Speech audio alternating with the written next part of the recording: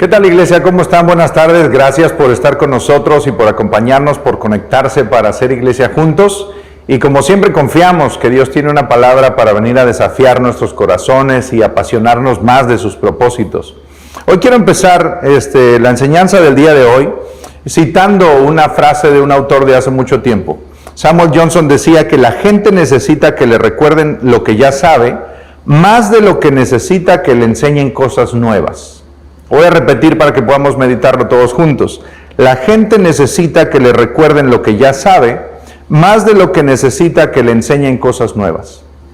Y es que frecuentemente los que tenemos cierta edad, que ya estamos en la adultez, podemos decir que hay diferentes cosas que podemos aprender, sin embargo cada vez van siendo menos las cosas que no conocíamos de la vida en general. Más bien frecuentemente tenemos que regresar a admitir que tenemos que volver a los básicos, a los fundamentos, a los rudimentos, que es lo que en verdad nos va a sacar adelante. Yo creo que este tiempo de crisis y este tiempo de cambio que estamos atravesando ahora ha servido en parte para eso. Es verdad que podría habernos enseñado algunas lecciones que desconocíamos hasta ahora, pero en su mayoría se ha tratado de regresarnos a los básicos, de regresarnos a los fundamentos, a darle importancia a lo que en verdad tiene importancia. A través de esta pandemia y del distanciamiento social tan crítico que atravesamos y que parece no tener fin todavía, aprendimos que el trabajo que siempre le habíamos dado prioridad y que creíamos que ganaba por encima de todas las cosas, entonces ya no fue tan importante, pasó a un segundo o tercer lugar y descubrimos que empresas podían dejar de trabajar, trabajos podían dejar de funcionar. Aprendimos a poner más atención en las cosas que realmente valen la pena, como nuestra salud espiritual, el buscar a Dios como una prioridad, enfocarnos en tener un buen ambiente familiar en casa, en nuestro matrimonio, con nuestros hijos. Y entonces no es tanto que hayamos aprendido cosas nuevas, sino que recordamos aquellas que desde siempre hemos sabido y ahora cobraron una nueva dimensión de posibilidad en nuestras vidas.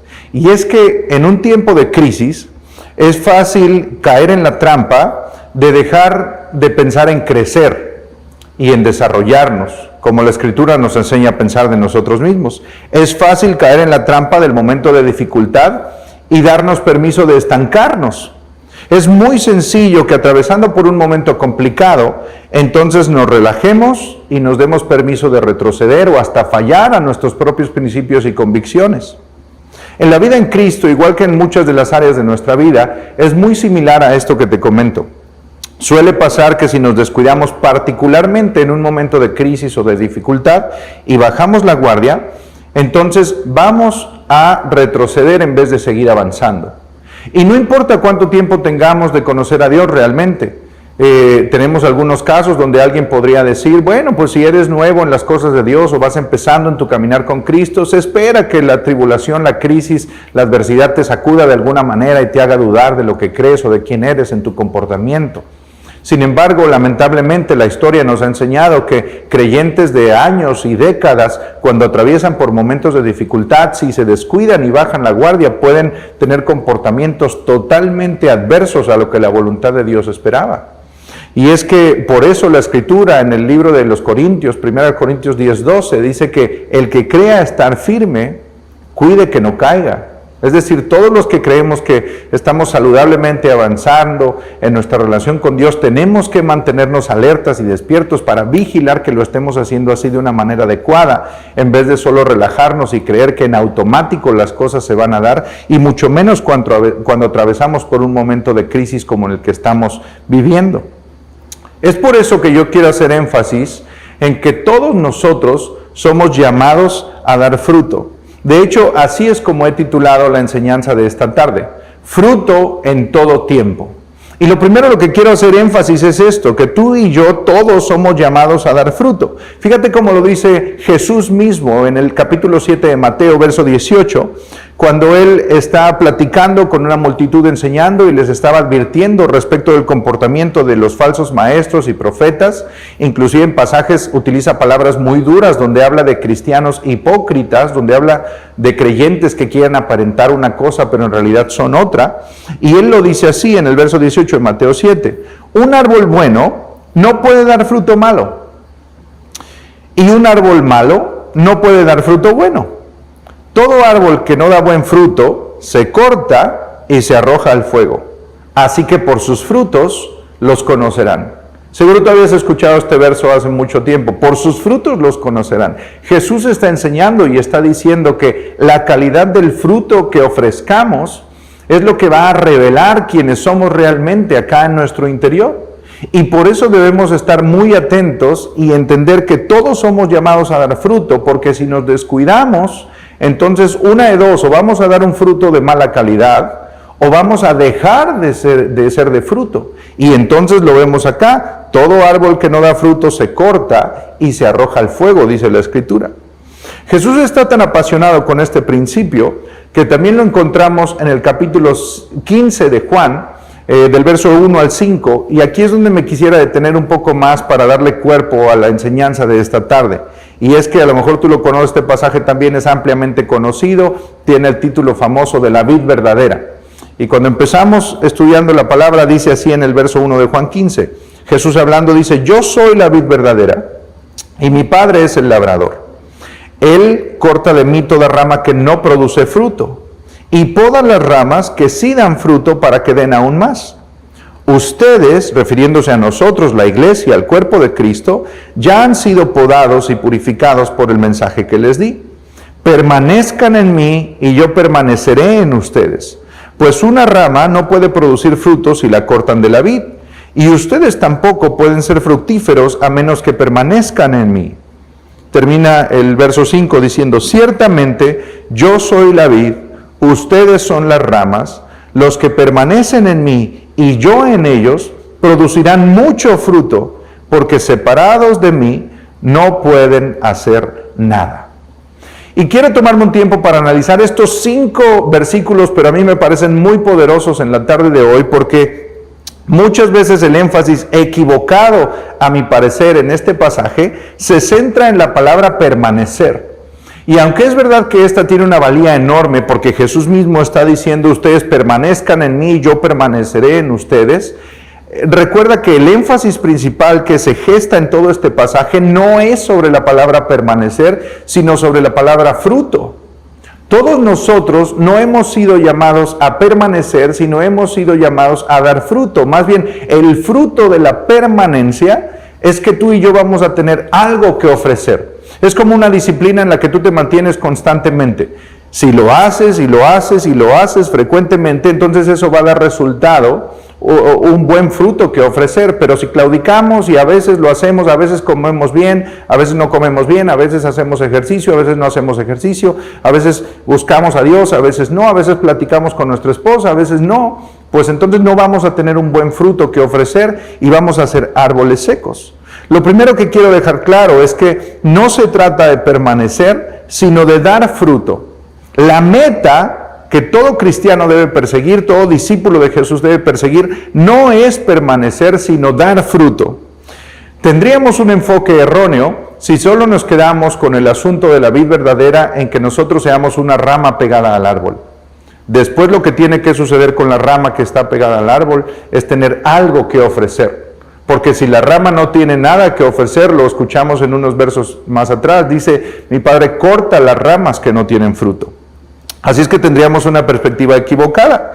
Y si nos mantenemos en esa perspectiva equivocada, entonces el enemigo sale ganando, porque nuestra lucha es por mantenernos, por no pecar, por no caer, por resistir, por cuidar el testimonio, por hasta cuánto puedo acercarme pero sin pecar. Y entonces nos mantenemos en esta filosofía de nuestra vida, en esta ideología donde, bueno, que tanto es tantito, me permito esto, me permito aquello, y no necesariamente estamos luchando por entregar un buen fruto, uno que nos diferencie, uno que destaque, uno que demuestre lo que Dios está haciendo dentro de nuestra vida. Más bien nuestra lucha es de cansancio, es de fatiga, es de aguantar, es de resistir. ¿Has conocido a alguien alguna vez en la iglesia donde tiene esta manera de pensar? Y lamentablemente el cristianismo que refleja es desgastado, es cansado, es de lucha, es de estoy lidiando por supervivir apenas. No quiero malexpresarme, entiendo que cuando estamos atravesando por crisis y por luchas y por momentos de dificultad, nuestra fe va a ser probada. No esperaría que todo el tiempo todos estemos en un pico emocional súper alto, de alegría, y no dejar que ninguna de las cosas reales que suceden en la vida nos peguen. Pero más bien estamos hablando de que cuando estas cosas suceden es cuando los creyentes en Cristo más se apegan a sus principios, más buscan de su palabra, más acuden a su Salvador y Señor para ser cubiertos debajo de sus alas, como lo escuchamos en la Escritura. Y entonces, cuando nos apegamos a Él, podemos seguir inclusive en un momento de necesidad, concentrados en dar fruto en vez de solo permanecer. El problema de pensar en solo permanecer es que, lo he dicho, esta frase que aprendí desde hace mucho tiempo, es que normalmente nos mantenemos luchando entre lo bueno y lo malo, en vez de luchar entre lo bueno y lo mejor. Y tú sabes que hay una gran diferencia en estos principios. Si la lucha es entre voy a hacer esto bueno o esto malo, tenemos como el 50 y 50% de atinarle o no atinarle.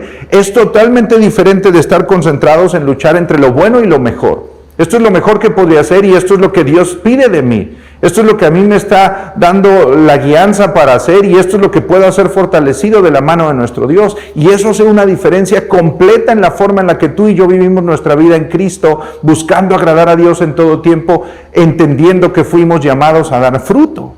Es precisamente de lo que quiero hablar, porque Jesús nunca propuso mantenernos como la meta. Tú te sabes este pasaje de la Gran Comisión, cuando le dice, vayan por todo el mundo y hagan discípulos.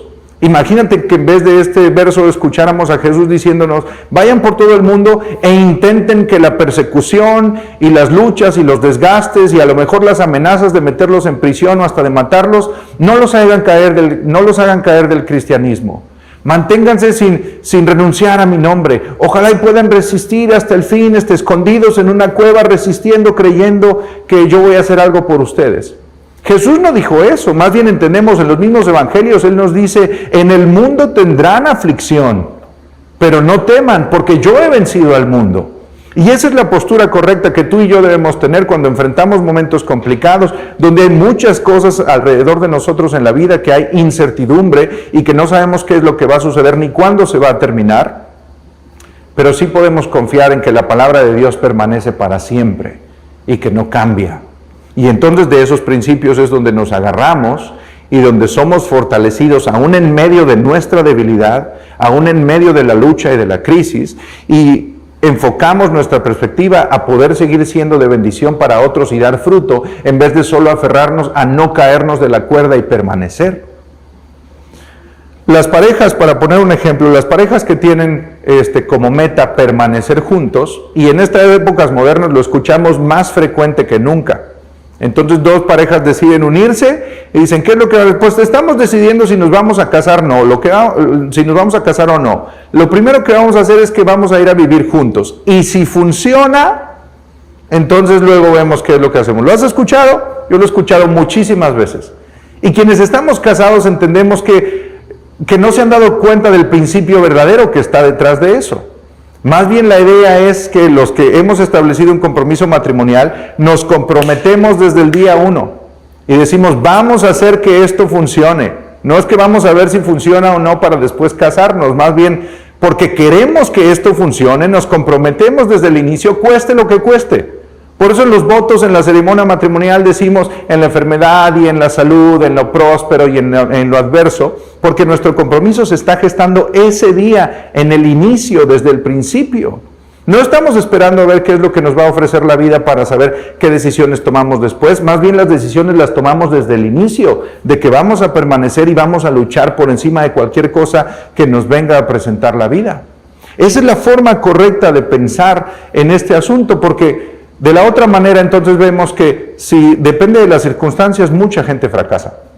Van a llegar momentos en nuestra vida matrimonial y familiar donde nos van a hacer dudar de las decisiones que tomamos al inicio. Y lo único que nos va a sacar adelante es nuestro compromiso con el uno y con el otro y con Dios que hicimos delante de muchos testigos. Precisamente así es como debemos aproximarnos a entender este tema. Utilizando un pasaje bíblico, tú recuerdas la parábola de los talentos. Esta historia donde se va el dueño de su rancho, de sus propiedades, y entonces deja a sus criados una cantidad de dinero para que ellos puedan producir algo con ella. Y te sabes la historia, normalmente regresa, pide cuentas y toma al que había permanecido, al que había mantenido intacto lo que su amo le había dado y le dice, toma, tuve miedo de ti, aquí está todo lo que me entregaste, no perdí nada, hasta la última moneda aquí está en el costalito que me entregaste. Y tú sabes cuál es la respuesta que tiene el amo con este siervo. Y le dice, siervo malo y negligente, le dice. Tenías que haber dado mi dinero a los banqueros para que producieran dividendos y rendimiento y yo pudiera tener ganancias de esto ahora que regreso. Y más bien vemos que felicita a los otros dos que sí lo hicieron así, cada quien en su medida. Es Jesús y este pasaje a través de esta parábola recordándonos que tú y yo hemos sido llamados a dar fruto, no solo a permanecer. Y quiero ser muy enfático con esto porque este tiempo de pandemia y distanciamiento social y donde seguramente algunos de ustedes están enfrentando luchas de salud o luchas económicas o luchas familiares, a veces en el ambiente, a veces ya con el aburrimiento de estar todos metidos en casa. Entonces va a ser fácil que en esta combinación de factores podamos bajar la guardia, ceder y dejar de pensar que debemos estar dando un fruto que ofrecer a Dios, que la Escritura nos dice que suba como olor fragante delante de Él. Y a lo mejor si caemos en esta peligrosa situación de relajarnos y de bajar la guardia, entonces inclusive pudiéramos estar retrocediendo en el camino que ya habíamos avanzado, tomados de la mano de nuestro Dios.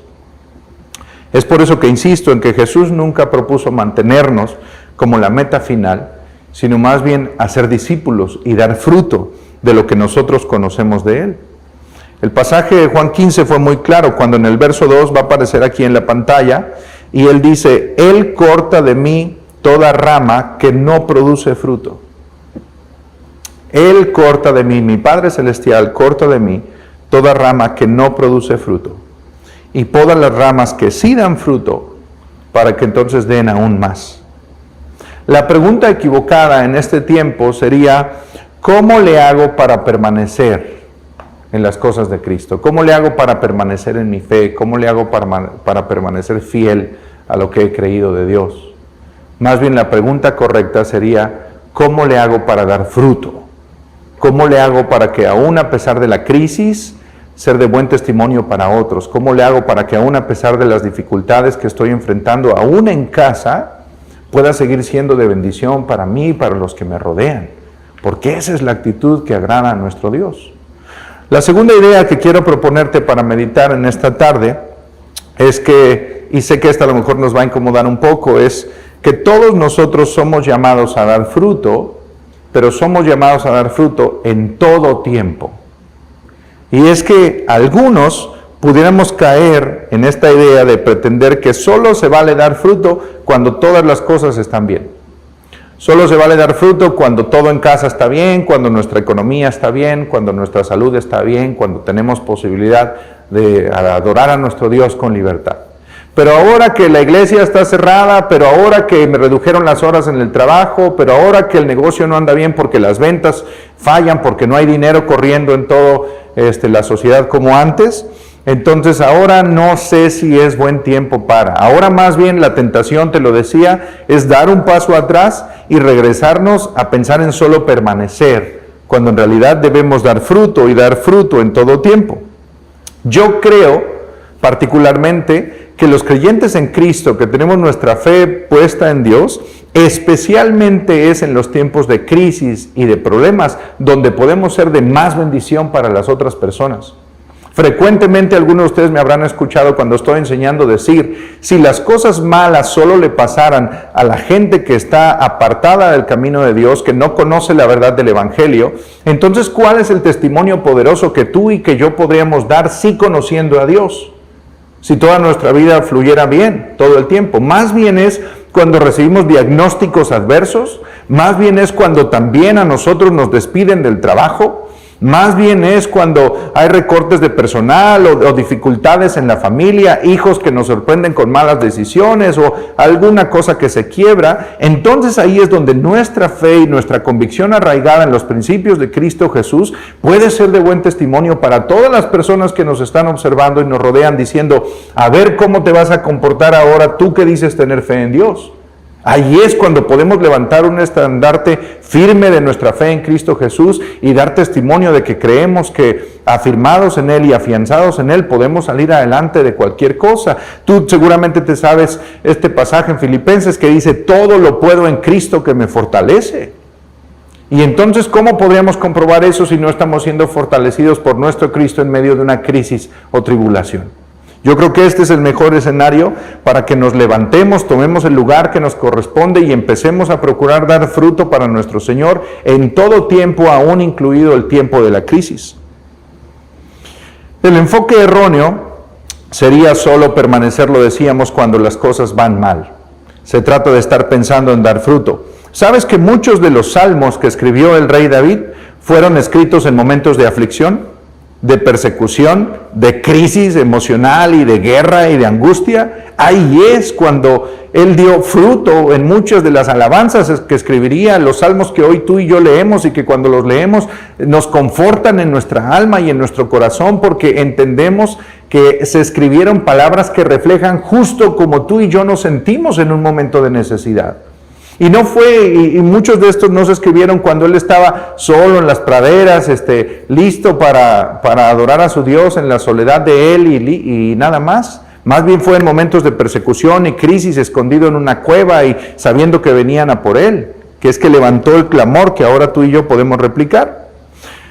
Los evangelios están plagados de ejemplos de cómo los discípulos fueron maltratados una y otra vez, cómo fueron azotados, inclusive cómo fueron encarcelados. Leemos este pasaje poderoso que nos dice que los discípulos estaban cantando canciones o himnos en la cárcel, después de haber sido azotados y dando gloria a nuestro Padre Celestial. Y sin embargo su actitud no mermaba y estando prisioneros y habiendo sido castigados, de todos modos seguían ministrando a otros y discipulando. Cuando estaban perseguidos es cuando con más fortaleza predicaban del Evangelio de Dios. Si se hubieran esperado a que todas las cosas estuvieran perfectas a su alrededor para entonces poder hacer la voluntad de Dios y hacer discípulos y ser de testimonio para otros, entonces muchos pasajes de la Escritura habrían dejado de existir. Muchos testimonios importantes y potentes no tendríamos posibilidad de conocerlos el día de hoy, sino más bien tomaron el desafío, el reto de entender que sus vidas fueron llamadas para dar fruto y para dar fruto en todo tiempo. Así es que se esforzaron una y otra vez en poder hacer lo que les correspondía para que hoy tú y yo podamos leer estas historias y estas hazañas asombrosas y sirvan de inspiración para nosotros de cómo otros creyentes en Cristo Jesús hicieron lo que les tocaba aún a pesar de la dificultad. Jesús mismo empieza su ministerio y lo primero que sucede es que tiene que enfrentar la tentación por el mismo Satanás. Como primer paso dentro de su ministerio. No hubo un discurso antes, no hubo milagros, fue justo empezando su ministerio, entonces es llevado al desierto por el Espíritu Santo para ser tentado por Satanás, dice la Escritura. Y sin embargo Jesús se propuso, porque sabía cuál era su propósito, se puso a ser de bendición y dar fruto para toda la gente todos los días de su ministerio. Y solo hace falta leer cualquiera de los evangelios un poco de la historia para darnos cuenta que Jesús fue perseguido y fue calumniado y también fue azotado y a través de las enseñanzas que decía y que hacía, frecuentemente lo querían aprender y lo querían traer de prisionero, azotar, mandar a la cárcel. Y con todo y eso sanaba en el día de reposo. Acuérdate todo el refuego que se hacía, porque Jesús hacía milagros en el día de reposo. Era de bendición para los ciegos y para los paralíticos y para la gente enferma, para los endemoniados mismos. Y si Jesús hubiera esperado de la combinación del momento perfecto para entonces dar fruto de calidad, entonces muy difícilmente habría podido hacer algo. Yo creo que por eso Jesús tuvo estos 3 años y solo 3 años de ministerio súper poderoso, porque su enfoque fue dar fruto todo el tiempo.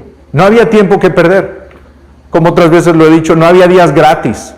No se trataba de que este día te tiraras en la cama y vieras Netflix todo el día y se acabó.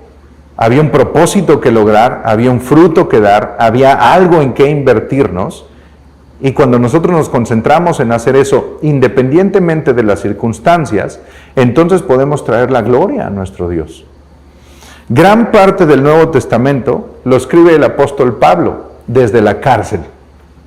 desde prisión, desde diferentes calabozos y mazmorras en las que estaba encerrado, donde las condiciones eran deplorables. No había alimento, no había comida, estaba siendo torturado constantemente, y sin embargo en esos lugares, bajo esas condiciones, Él da un fruto de bendición para todos nosotros y escribe gran parte del Nuevo Testamento. La pregunta para ti y para mí sería entonces, ¿qué puede estarnos limitando para que en un momento de crisis o en momentos de dificultad que nos rodean a derecha y a izquierda, tú y yo dejemos de pensar en el enfoque correcto y estemos cuidando a lo mejor permanecer como estamos en vez de seguir dando fruto? Entiendo que según las condiciones va a haber momentos donde podemos dar más fruto y de mejor calidad para seguir avanzando, y otras donde con un poco más de dificultad vamos a preparar la tierra, ararla y regarla. Sin embargo, si nuestro enfoque es ser de bendición y dar fruto, entonces Dios va a hacer lo que a Él le corresponde y va a bendecir y va a honrar el esfuerzo de nuestra obediencia a su voluntad. Jesús mismo hace un énfasis especial en el libro de Marcos, en el capítulo 11, a partir del verso 12 en adelante. Y son unos versos muy cortos, y con el análisis de esto voy a cerrar esta tarde. Pero Jesús está enseñando a sus discípulos. Resulta que llega a Jerusalén un día antes y se dirige automáticamente al templo. Y cuando llega al templo, ve este escenario que tú y yo hemos leído antes, que es desgarrador para él y devastador. Descubre que hay gente en el templo vendiendo animales y todo tipo de cosas para los sacrificios que se tenían que ofrecer. Y entonces se ofende no por el hecho de que hubiera vendedores, sino porque habían perdido de vista la intención de esta festividad y de acudir al templo para rendir ofrendas a Dios. Había gente abusando y utilizando y abusando de la gente que venía de lejos, y los estafaban y los vendían a precios de robo.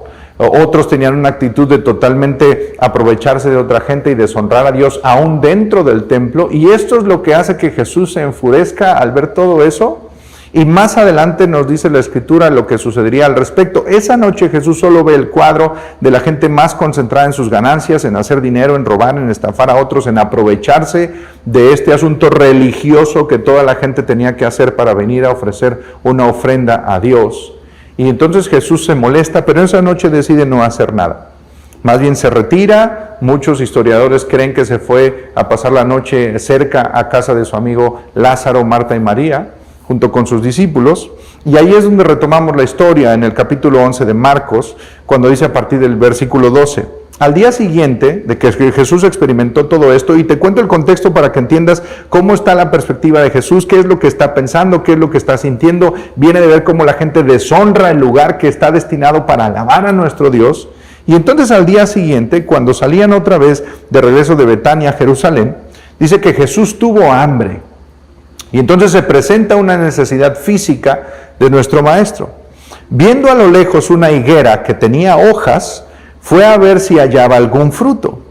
Cuando llegó a ella, solo encontró hojas, porque no era tiempo de higos. Nadie vuelva jamás a comer fruto de ti, le dijo Jesús a la higuera. Y lo oyeron sus discípulos. Y muchos nos hemos preguntado, a lo mejor por un tiempo, de decir, me parece como que Jesús está siendo injusto aquí, porque si el mismo escritor nos está diciendo que no era tiempo de que la higuera diera fruto, entonces ¿por qué Jesús maldice a la higuera si se supone que no debía tener fruto? Sin embargo, este pasaje tiene varias implicaciones. En primer lugar, y el más claro, es que muchos comentaristas reflejan esta misma perspectiva cuando hablan de que en primavera, en Palestina, las higueras todavía no es tiempo de que den fruto, van a dar fruto hasta entre agosto y llegado entre agosto y noviembre, llegado el otoño, y entonces ahí es la temporada de higos. Pero antes de esto, en la primavera, cuando salen las hojas, estas normalmente vienen acompañado de un fruto, de un brote que le llaman brevas, y estas brevas también son comestibles. Inclusive algunos dicen que son todavía más dulces que el higo. Entonces, lo que sucede es que al Jesús ver la higuera llena de hojas, esto significaba que tenía que venir acompañada de estos brotes, que eran una muestra de que la higuera iba a producir en buena cantidad. Más bien era una seña cuando las higueras no producían estas brevas, estos brotes tempranos como la primera mini cosecha, por así decirlo. Entonces era una señal de que muy probablemente la higuera no iba a dar buen fruto después. Así es que Jesús se acerca a la higuera porque tiene hambre y decide tomar uno de estos frutos y descubre que no había fruto en la higuera. Y esto también es una representación de lo que estaba sucediendo en aquel entonces. El pueblo de Israel había cedido ante una costumbre religiosa de hacer un montón de ritos y rituales y costumbres que dejaban de tener sentido para muchos de ellos, pero en realidad habían descuidado la posibilidad de tener una relación genuina con Dios y entregarse de corazón a lo que estaban haciendo en estos actos religiosos. Este es el ejemplo de cómo Jesús ve esta higuera y dice, esto es justo una representación de lo que está pasando con el pueblo de Israel. Cuando me acerco a ver cuál es el fruto que puedo encontrar en el pueblo escogido por Dios, resulta que no hay fruto, que solo hay puras hojas.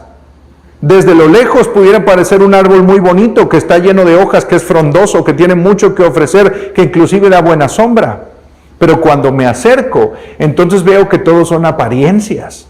Entonces veo que todo es pretender ser algo que no realmente somos, porque ni siquiera el fruto temprano que debería estar aquí está. Y es por eso que Jesús lo toma en consideración, habiendo entendido todo el contexto de lo que había visto la noche anterior en el templo y justo hacia donde se dirigía ahora, que entonces es que pronuncia estas palabras a la higuera y le dice, nadie vuelva jamás a comer fruto de ti. Al día siguiente, cuando venían de regreso, entonces nos cuenta el versículo 20, que dice que por la mañana, al pasar junto a la higuera, los discípulos vieron que se había secado desde la raíz. Y a mí me parece que esto es un principio que nosotros como seguidores voluntarios de Cristo Jesús debiéramos de atender de manera urgente.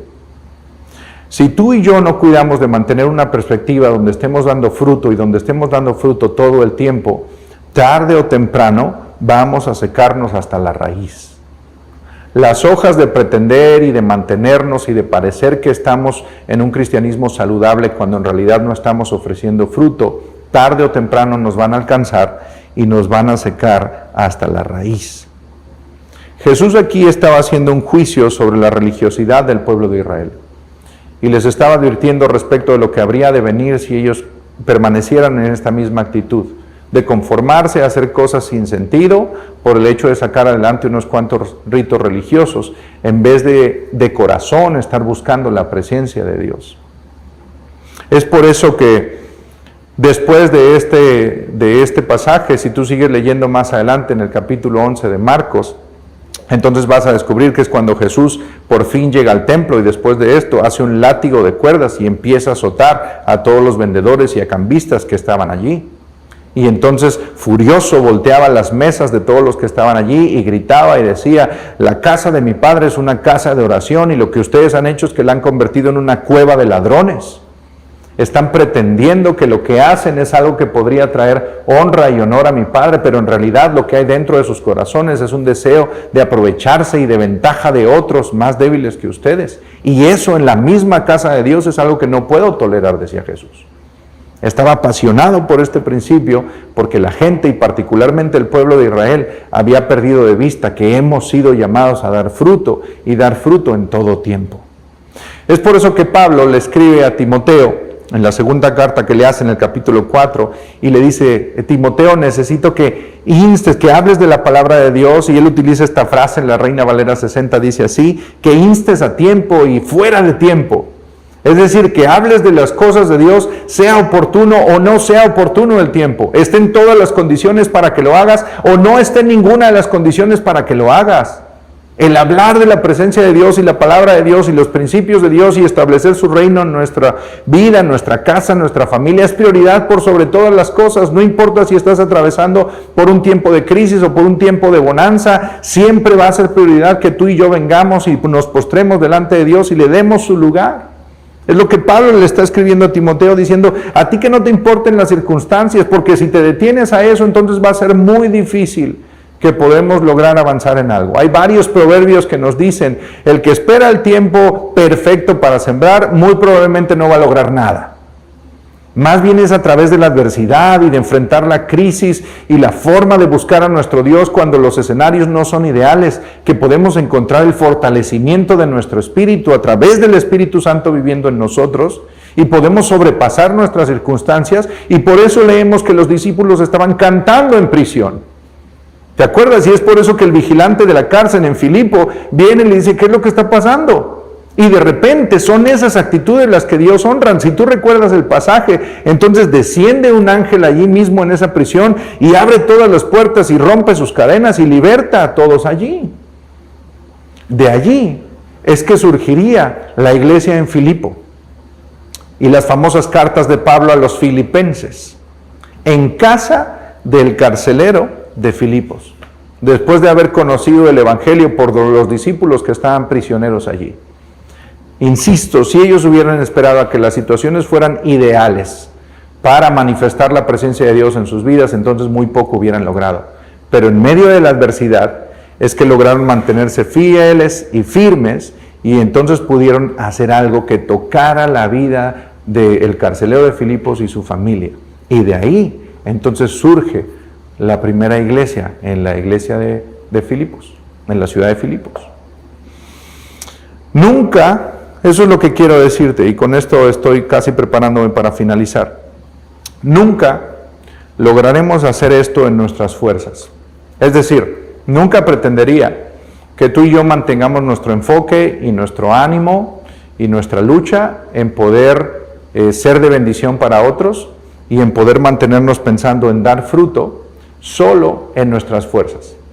Es obvio que como seres humanos nos vamos a cansar. Es obvio que como personas naturales vamos a flaquear. Por eso la Escritura hace esta invitación misma cuando Jesús dice, vengan a mí los que están cansados y cargados, y yo los haré descansar. El mismo pasaje que estudiamos ahora en Juan 15, entonces nos dice la clave de que no es en nuestras propias fuerzas, no es por nuestra propia capacidad. El versículo 4 de Juan 15 dice, permanezcan en mí y yo permaneceré en ustedes. Esto es el asunto, que cuando nosotros entendemos que son las fuerzas y la visión de Dios, el Espíritu Santo obrando en nosotros, lo que nos sostiene aún en momentos de crisis y necesidad, entonces vamos a estar listos para dar fruto. Y luego este pasaje de Juan no lo deja allí. Dice que los que dan fruto, entonces pues, mi Padre, dice Jesús, va a limpiar sus ramas para que puedan dar todavía más fruto. Porque esa es la intención de Dios, que tú y yo podamos seguir el proceso de crecimiento, que tú y yo podamos seguirnos desarrollando, que podamos seguir madurando. Y es por eso que de repente tú y yo conocemos a personas que admiramos, por la entereza con la que se condujeron aún en medio de la adversidad. Y yo recuerdo a este hombre que enviudó, y de todos modos siguió exaltando a Dios con una fortaleza impresionante. Sus hijos, su familia y sus amigos fuimos fortalecidos de ver la forma en la que él enfrentó el fallecimiento de su esposa.